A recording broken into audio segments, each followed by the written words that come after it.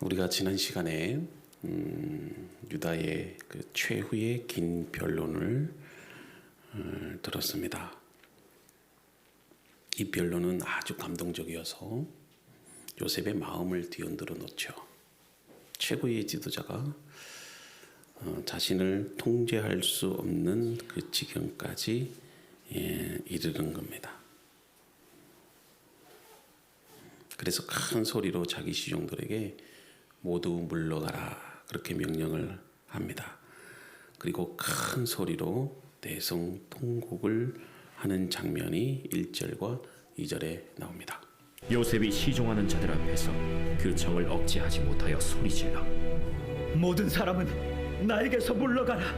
하고 그 형제들에게 자기를 알리니 그때 그와 함께한 다른 사람이 없었더라.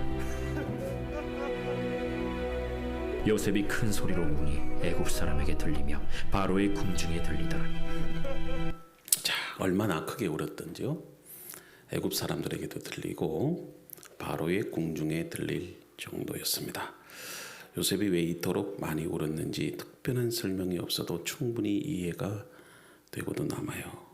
사랑하는 아버지로부터 떠나 어린 나이에 노예로 팔려서 살아온 이 험악한 세월들이 이렇게 주마등처럼 이렇게 스쳐갔을 것이고요.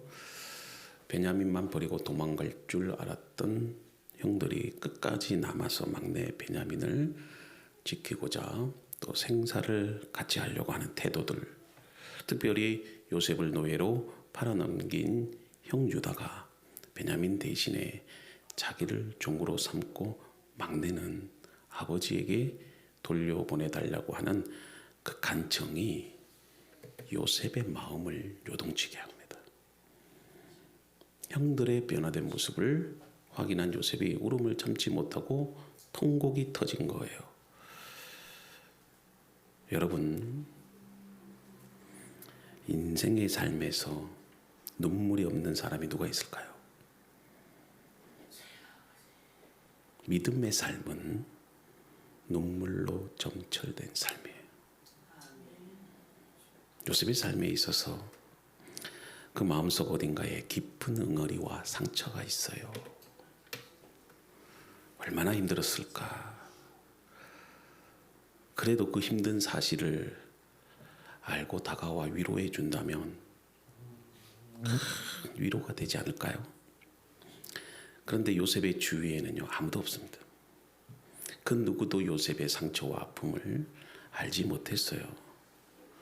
사람이 가장 힘든 때가 어느 때인 줄 압니까? 누구 하나 내 마음을 몰라줄 때예요. 심지어는 자식조차도, 지난번에 한번 말씀드린 적이 있는데, 재벌집 아들들은 상속자지 아들들이 아니라고 해요. 근데 여러분, 하나님은 다 알고 계셔요. 그리고 그 아픈 상처를 누가 치유하십니까? 하나님이 치유하시는 거예요. 가슴 저리고 아팠던 그 형들을 20년 만에 만나보니 하나님께서 그들을 변화시켰던 거예요. 진실한 사람이 돼서 형들이.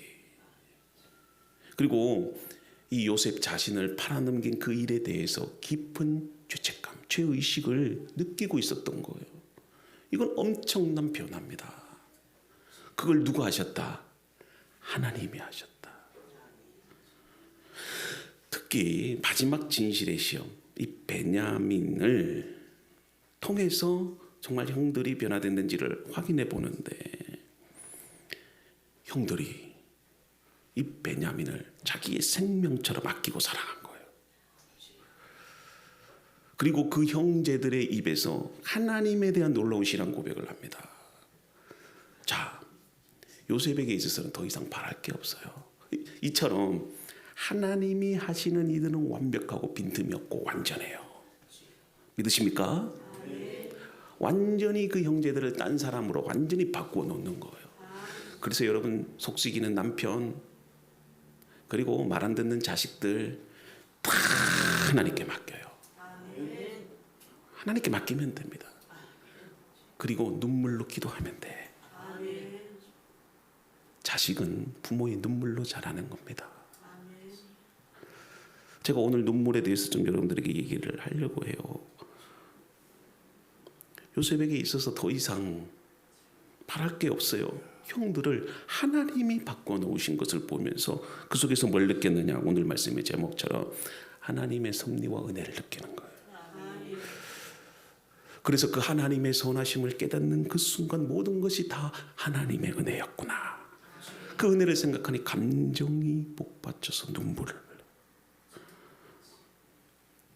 여러분, 상처와 아픔은 그 억눌렸던 감정이 터져나오기 전까지는 치료되지 않아요.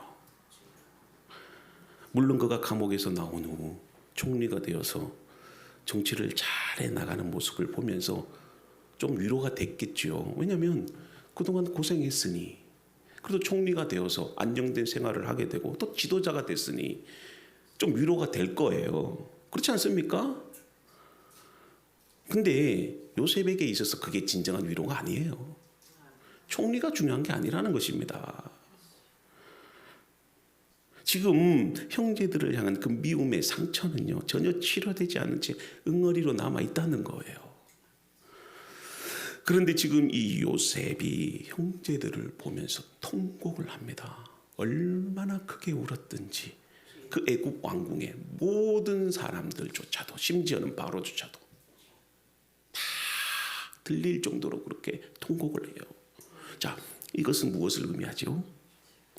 변화된 형제들을 보면서 20년 동안 자리 잡고 있던 형제들에 대한 응어리가 터지면서 치료되고 있는 거예요. 사람은 요셉처럼 누구나 내적 상처와 아픔 그리고 응어리가 존재해요. 화가 날 때는 욕이라도 하고요. 미운 사람이 있으면 때려주고 싶고, 원수 같은 사람이 있으면 내 눈앞에서 사라져버려요. 분이 풀리는데. 근데 쉽게 그렇게 안 되잖아요. 그래서 더 힘든 거죠. 그럴 때 여러분 얼마나 마음이 아프고 괴롭고 힘들어요. 그럴 때 여러분 우세요. 제발 좀 우세요. 소리내서 크게 우세요. 저는 울 수 있는 그 자체가 하나님의 만지심이라고 저는 믿어요. 물론 감정적으로 자존심 때문에 화가 나서 울 수도 있어요.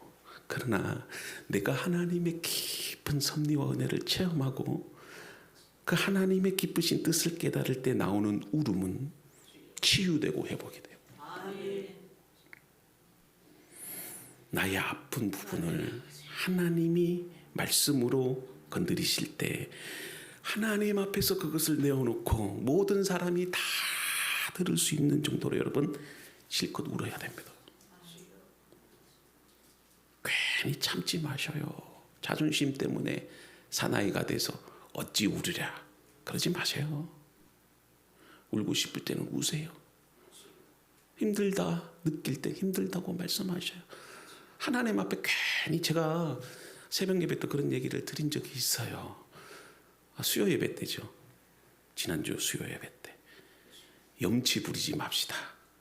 교양 있게 신앙생활 하지 맙시다.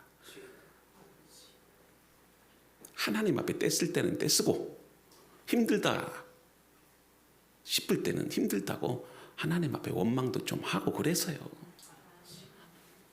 괜히 고상한 척, 염치 있는 척, 양심 있는 척 그렇게 하지 마셔요. 웃을 때는 웃고, 충청도 사람 그런데요. 웃을 때는 교회에서 절대로 안 웃어. 집에 가서 웃지. 울어야 할 때도 절대 안 울어. 집에 가서 울지. 충청도 사람 대단해요.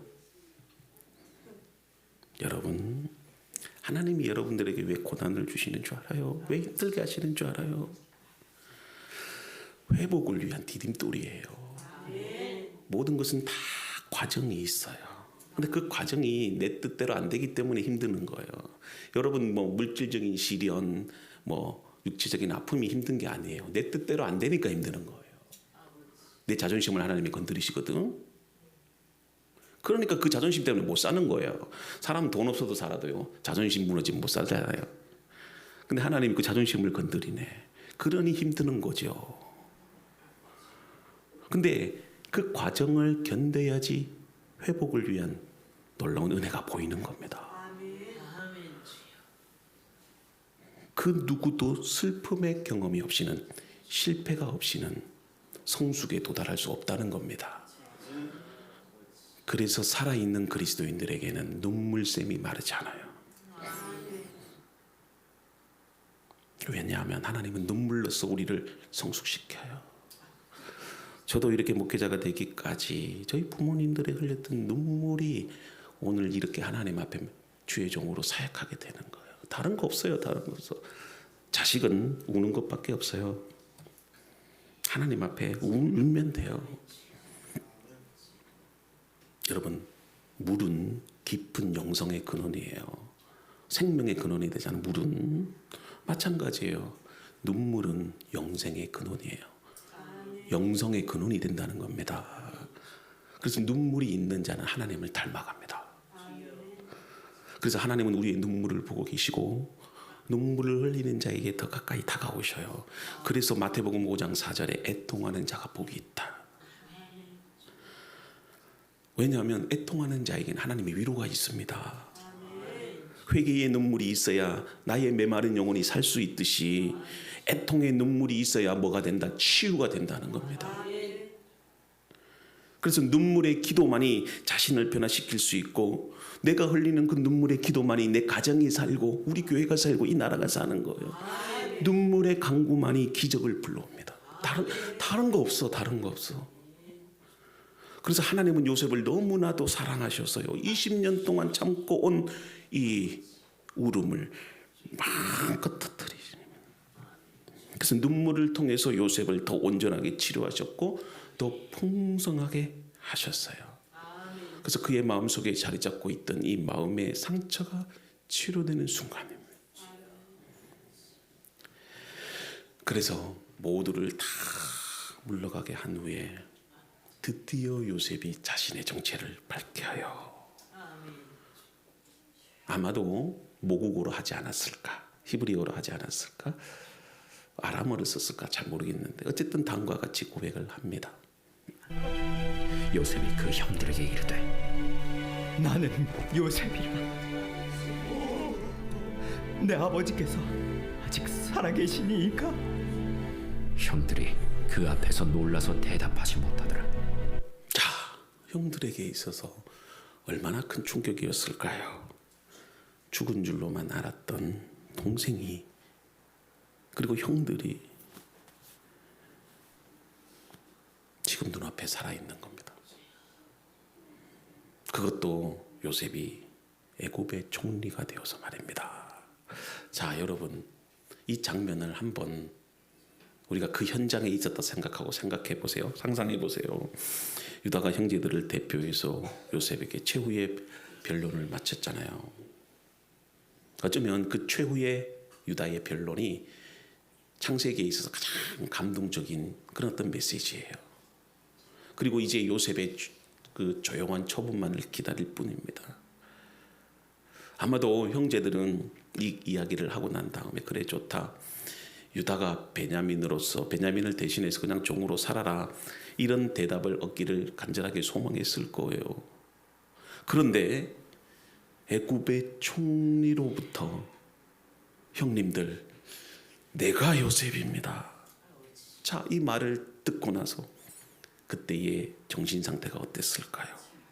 실제로 3절에 보니 놀랐다라는 말을 사용하고 있는데 이 말은 특히 전쟁을 앞둔 상황에서 사용되는 단어예요. 즉 형제들에게 이 요셉의 말은 선전포고와도 같았던 거예요. 너무나도 큰 충격으로 다가온 겁니다. 이것은 꿈인지 생신지 구별이 가지 않았을 거예요. 온갖 생각이 다 났을 겁니다. 그때 요셉은 형제들에게 가까이 오라 그렇게 말합니다. 자, 그들이 가까이 왔을 때 다음과 같이 말해요. 요셉이 형들에게 이르되 내게로 가까이 오소서. 그들이 가까이 가니 나는 당신들의 아우 요셉이니 당신들이 애굽의 판자라. 자, 지금 왕궁에서 형제들은 멀리 떨어져 있잖아요. 멀리 떨어져 있으니 앞에 총리가 요셉인지 아닌지 잘 몰랐을 거예요. 그래서 요셉이 뭐라고 합니까? 가까이 오라. 가까이 오소서. 가까이 가서 요셉 얼굴을 보니 누구예요? 요셉이에요. 형제들은 두 번 놀랍니다. 도대체 어찌 이런 일들이 가능하단 말인가? 그러면서 스치는 생각이 뭐냐? 이제 다 죽었구나. 그렇잖아요.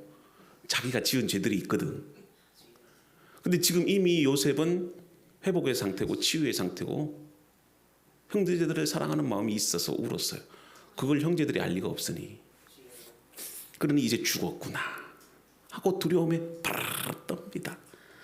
그러니 요셉이 사시나무 떨듯이 그렇게 떨고 있는 형제들에게 다음과 같이 말해요. 당신들이 나를 이곳에 팔았다고 해서 근심하지 마소서. 한탄하지 마소서. 지금 근심하죠? 한탄하죠? 하나님의 생명을 구원하시려고 나를 당신들보다 먼저 보내셨나이다. 보세요. 지금 요셉이 형제들에게 근심하지 마소서, 한탄하지 마소서. 왜냐? 그렇게 하고 있으니까. 지금 형들의 얼굴을 보니까 사시나무 떨듯이 얼굴이 울그락불그락 하면서 눈을 마주치지를 못해요. 두려워. 근심하고 있고 한탄이 쏠려 있어요. 그러자 요셉이 뭐라고 말합니까? 하나님이 생명을 구원하시려고 나를 당신들보다 먼저 보내셨습니다. 이렇게 고백해요. 이것은 육적인 것을 넘어서 이스라엘의 영적인 구원을 의미하고요. 요셉 자신은 이 일을 위해서 하나님이 나를 사도로서 하나님의 뜻을 성취하기 위해서 이곳에 보내셨다. 그렇게 말합니다. 마침내 요셉이 형제들 앞에서 자신의 정체를 드러냅니다. 그리고 지금까지 일어난 모든 일이 하나님의 섭리였습니다. 하나님의 뜻 안에서 이루어졌다고 고백을 합니다. 그러니까 그동안 자신이 형들에게 시기심으로 인해서 애굽의 종으로 팔려가고 또 그 속에서도 그죠? 보디발의 아내의 모함을 받아 감옥에 갇히고 그 감옥에 갇혔지만 그 신하들의 꿈을 해석해 줌으로 인해서 자기가 그 감옥에서 풀려날 줄 알았는데 오히려 2년 동안 감옥에 갇히게 되고 그런 모든 과정들을 생각해 보니 다 하나님의 섭리고 하나님의 계획인 것, 하나님의 은혜라는 것을 깨달은 거예요. 요셉. 그리고 하나님의 구원의 역사 가운데 그 형들을 이용해서 그러나 그 형제들조차도 하나님이 다 바꾸어 놓으셨다. 그걸 지금 고백하고 있지 않습니까? 여기서 요셉은 자신의 고난이 형들의 시기심 때문이라고 말하지 않아요. 그는 자신의 문제를 거대한 하나님의 구원의 관점에서 보았고 그렇기 때문에 형제들을 용서할 수 있었던 거죠. 요셉은 그 모든 과정과 결과를 무엇으로 보았다? 하나님의 선하신 뜻, 하나님의 섭리로 이해를 한 거다. 그래서 하나님이 자신을 먼저 보냈다 고백하면서 형들에게 자신을 팔았다고 해서 근심하지 마세요. 이 말은 뭘까요? 합력해서 하나님이 선을 이루셨다는. 여러분, 하나님께서 요셉을 먼저 보냈다는 이 요셉의 신앙 고백은 형들에게도 위안을 주었지만요, 요셉 자신에게도 큰 위안이 됐을 거예요. 왜냐하면 하나님 섭리에 대한 그 신앙 고백이 사실 요셉으로 하여금 형들을 용서하는 이유가 된 거잖아요. 그래서 여러분 잘 보세요. 모든 과정에는 하나님의 뜻이 있고 모든 과정에는 하나님의 섭리가 있다. 이걸 인정하는 그 순간 뭐가 보이냐면 하나님의 은혜가 보여요. 하나님의 은혜가 보여요. 이렇게 하나님의 섭리에 대한 신앙은 위대합니다. 아무리 자신에게 이해하기 어려운 일들이 일어나고 힘든 고난이 닥쳐온다 하더라도 거기에는 다 하나님의 뜻이 있다. 이걸 정말로 믿는다면 여러분, 하나님의 은혜가 보이고 다른 사람을 사랑할 수 있고 내 자신에 대해서 이해가 되는 겁니다. 그래서 뭐가 중요하다? 믿음의 역할이 중요하다. 하나님은 요셉을 애굽으로 먼저 보낼 계획을 이미 갖고 계셨어요. 물론 형들에게 분명한 잘못이 있습니다. 그래서 형들은 지금까지 그 죄책감에 눌려서 살았잖아요. 형들은 동생 요셉을 팔아넘긴 대가로 아버지 야곱의 슬픔을 지켜봅니다. 그래서 막내 베냐민을 더욱 감사하면서 지금 후회와 죄책감 속에서 살았어요. 그런데 이제 그들도 자신의 잘못을 하나님 앞에 여러분들 지난 시간에 이 유다가 베냐민에 대해서 변론을 하면서 이미 이 유다가 요셉의 그 영적 수준까지 이르렀단 말씀을 드렸잖아요. 모든 것을 다 하나님의 섭리로 맡긴 거예요. 유다도 모든 주권이 하나님 앞에 있음을 고백한 거예요. 형들이. 그래서 여러분 아픔의 세월을 겪고 보니 내 실력과 능력을 뛰어넘어 거기에는 하나님이 일하고 계셨다는 거예요. 아멘. 믿음이란 이런 거예요, 여러분. 믿음이란 이런 겁니다. 말씀 읽고 기도하고 찬양하고 감사하고 예배하는 것만 믿음이 아니라 하나님이 우리의 인생을 이끌어가는 것을 아는 것이 믿음이에요. 아멘. 힘들어도 어려워도 이해되지 않는 일들이 계속해서 일어날 때가 있죠. 그러나 하나님은 우리의 인생을 선하게 이끌어 가신다. 그 사실을 아는 것이 여러분들 믿음이에요. 아멘. 하나님은 고난도 실패도 좌절도 슬픔도 다 하나님의 뜻 안에서 일어나며 반드시 협력하여 선을 이루시다. 그게 우리가 새벽마다 묵상하는 욥의 이야기잖아요. 욥은 고난에 대한 이야기가 아니에요. 인내에 대한 이야기가 아니에요.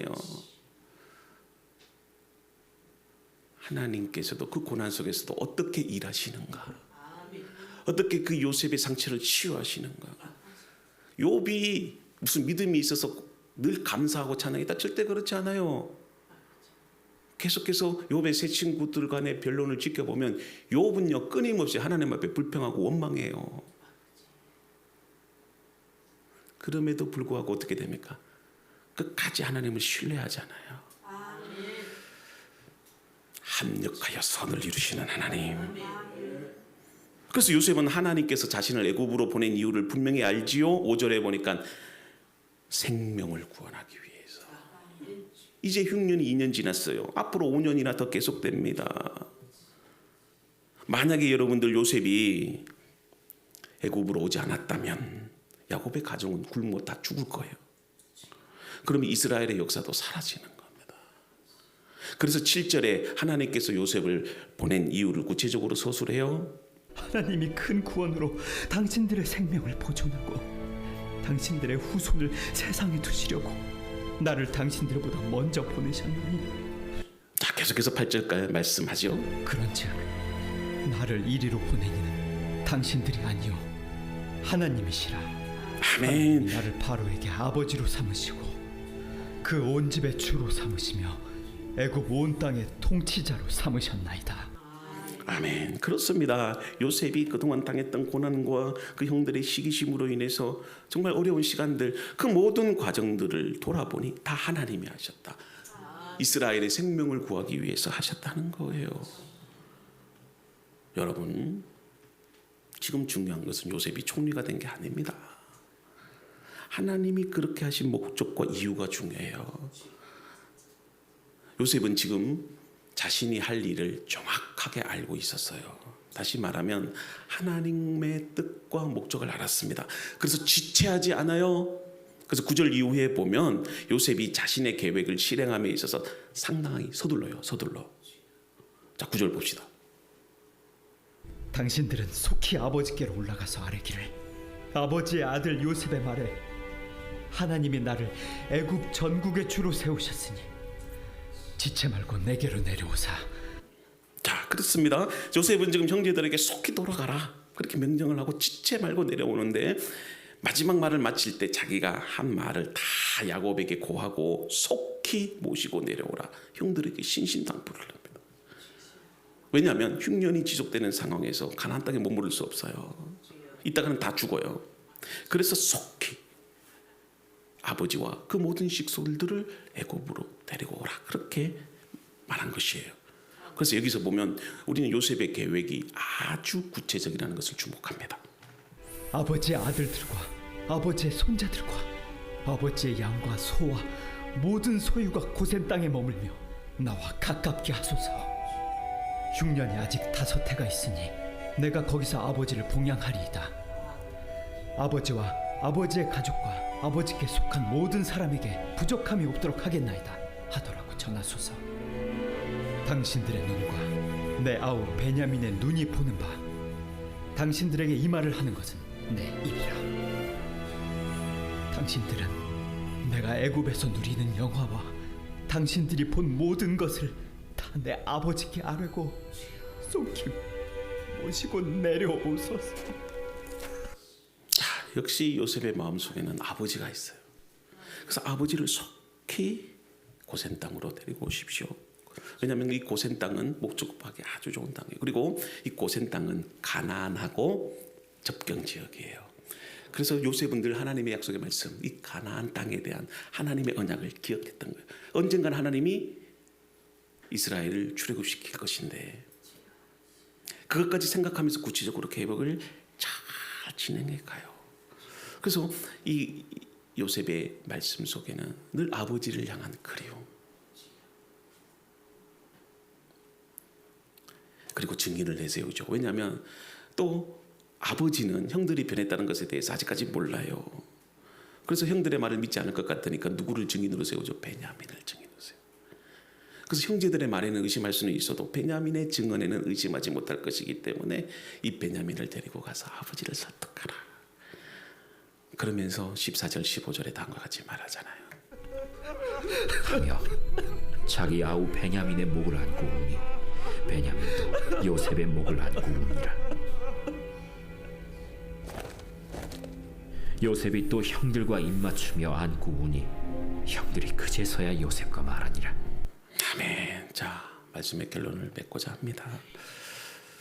약속을 한 뒤 요셉은 베냐민의 목을 안고 울었고 베냐민도 요셉의 목을 안고 울고 형제들도 다 같이 눈물을 흘립니다. 여러분, 얼마나 아름다운 모습이에요. 요셉은 이 순간을 얼마나 기다렸을까요? 그리고 나서 형제들과 입맞추고 형제들은 아버지가 있는 고향 땅으로 돌아갑니다. 아마도 창세기에서 가장 뭉클한 장면이 이 장면이 아닐까. 모든 긴장이 사라져요. 서로 화해를 이룬 겁니다. 20년 만에 처음으로 웃으면서 아름다운 대화를 나누었을 거예요. 그럴 때 요셉이 그랬을까요? 형님들 그때 섭섭했는데 돌아보니 또 하나님의 은혜였어요. 형님들도 요셉아 미안하다. 그때는 내가 철이 없어서 그랬다. 웃으면서 아마 특히 베냐민 얼마나 보고 싶었을까요? 자기 친동생. 어머니를 잃어버린 그 슬픔에 요셉과 베냐민은요. 아버지 사랑을 받고 살았는데 얼마나 동생이 보고 싶을까.